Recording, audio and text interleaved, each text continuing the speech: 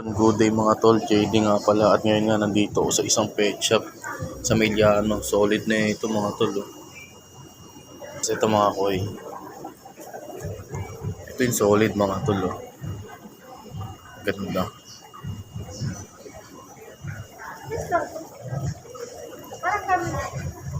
Solid eh oh.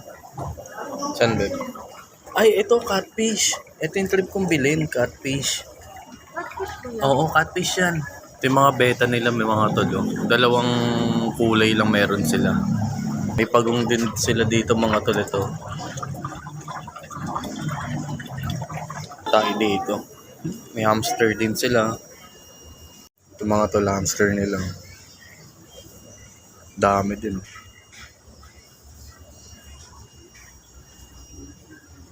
Ito may crayfish din pala sila mga tol. Oh. Ngayon namimili kami ng aking girlfriend ng betta fish. Ano? Ay no, maganda yan, bebe. Oo, yan, maganda rin yan.